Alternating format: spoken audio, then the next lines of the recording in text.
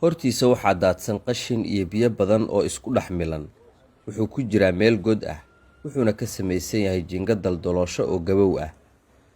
Waxa aan ka hadlayaa waa guri ku yaala nawaaxiga isgoyska Ceelgaabta oo qiyaastii wax aan ka badnayn 200 oo tallaabo u jira madaxtooyada Soomaaliya.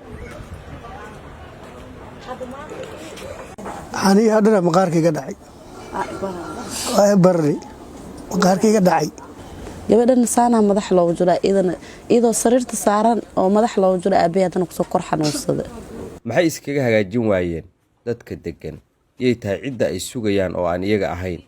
Su'aalahaas ayaan isweydiinayay markii aan tagay gurigan. Labada qof ee ku muuqanaya waa Aabe Cabdi Cabdullaahi Dhaqane Shabeelow iyo gabadhiisa Xaliimo. Waxay jawaab u noqdeen su'aalahaygii maadaama ay gabadhu la'dahay maskaxda oo ah xubintii amriisay gacmihii iyo lugihii ay wax ku qaban lahayd. Aabuhuna uu muddo dhinaciisa dhulka u yaalo xanuunka asiibay xubinta taranka. Korka dhan infection waay nucmeel iyo meel iyo male. Wada darto oo ku tusaa taxriya. Marka dhibkaas jira. Naqsan xanuunku haya. Xanuunkan muddo hayaan yow. Hadda soo kor baxay. muddo ayaa ka doo soo kor baxay.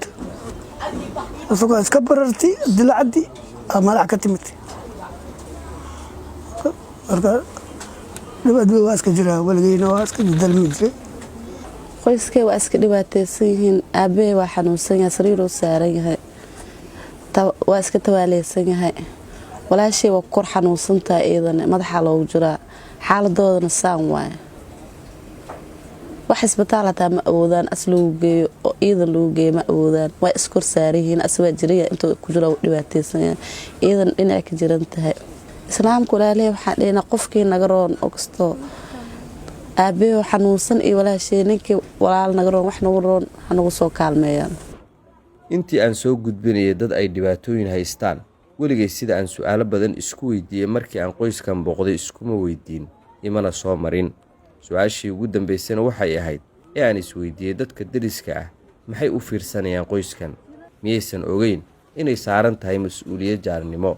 Waxaase iga hortimid jawaab kale oo degdeg ah kadib markii aan eegay nolosha qoysaska deriska laftigooda.